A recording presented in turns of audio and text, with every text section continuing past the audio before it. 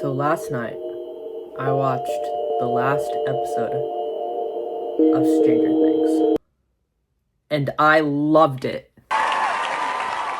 So the first two parts of season 5 weren't my favorite. I thought they were pretty terrible, actually, and that was mainly because nothing really happens in them. And I felt like the tone was off, the character dynamics were not up to par with the earlier seasons, and that led me to believe that the finale would also be bad.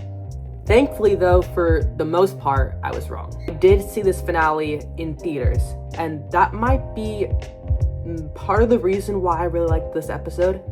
This might be the best experience in a theater I've had in my entire lifetime, because everyone was like clapping and screaming collectively, and this might be the first time I actually felt the hype for this last episode.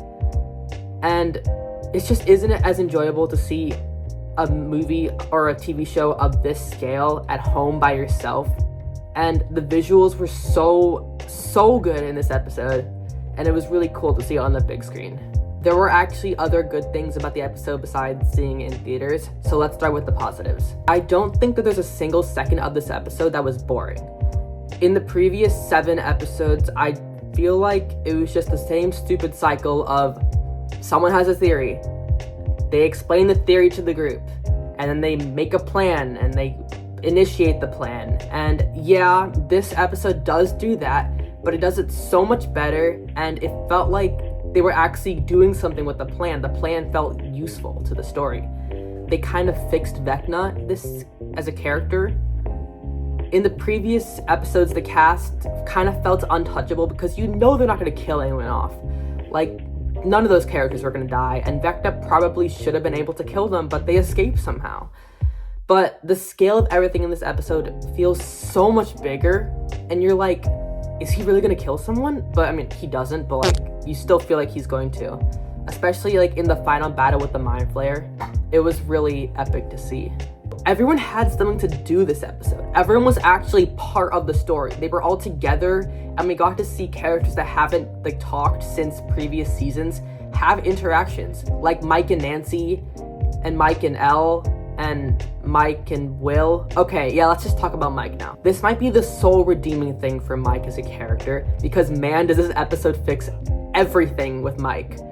And he actually felt like the main character, which I hadn't seen since maybe season 2, which is like the last time I actually liked him as a character as well. So seeing him being brought full circle was really a good thing to see. Most of the episode actually takes place after the final battle. And we got to see characters live their real lives finally, and I really liked that, particularly with Max and Lucas.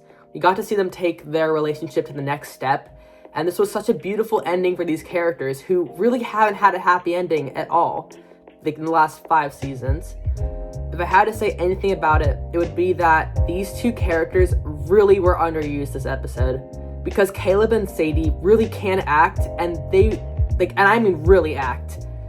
And it was kind of heartbreaking to see their final scene together when they really only had like 5 minutes of screen time in a 2-hour episode. I don't know who else to talk about this episode because everyone had a good part. But I thought the older kids' last scene on the roof of the Squawk was really emotional, and I like that they left the door open for Nancy and Jonathan to get back together. The final scene of the passing of the torch to the next generation was really touching. This might be my favorite episode of Stranger Things ever. Maybe not as good as the piggyback or the massacre at Hawkins' lab, but it comes really close, which is really surprising to say after how much I hated part 2 of Stranger Things 5. There were so many great things about this finale, but there were still some negatives. Let's start with Hopper. I see a lot of people talking about how Hopper was a standout in this episode. And yeah, that's because David Harbour's acting was great, which is like usual.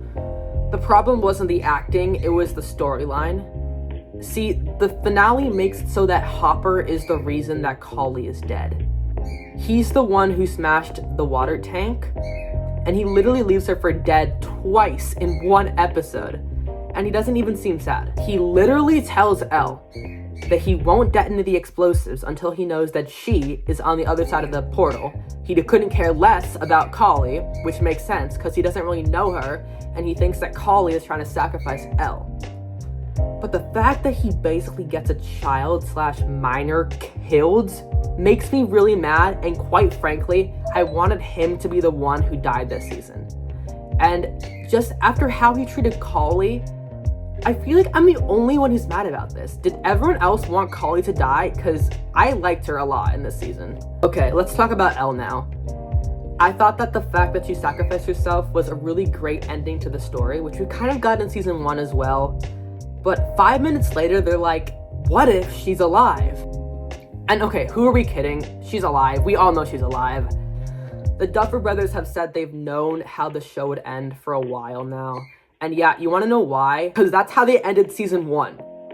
And just like in season 1, Elle supposedly sacrifices herself. And yeah, somehow she's alive.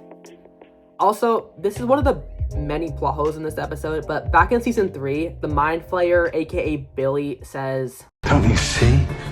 All this time we've been building it." Okay, what were they building? The tunnels? That doesn't make any sense. This is why I don't think they actually knew about Vecna until like after season 3 aired. And that's why there are just so many inconsistencies in this season, because they didn't really know what they were going to end with. Yeah, I really did actually love this episode. But it was kind of a turn your brain off and watch it, because when you think about it, yeah, Nancy probably should have died. Same with Steve. Kali was obviously going to die regardless, because they don't actually care about her. I care about her. And also, is the Mind Flayer really that easy to kill? All it took was a 1.5-minute fight scene, and he's dead. If I had to give this episode a ranking, I would give it probably an 8, maybe 8.5 out of 10, because it was a great episode of television, and I think it might mark the end of great television. I don't think there will be another show like this in my lifetime. But what did you think about it? Let me know in the comments below. I'll have my most anticipated movies of 2025 video up probably by the end of this week. So until then, see you guys next time.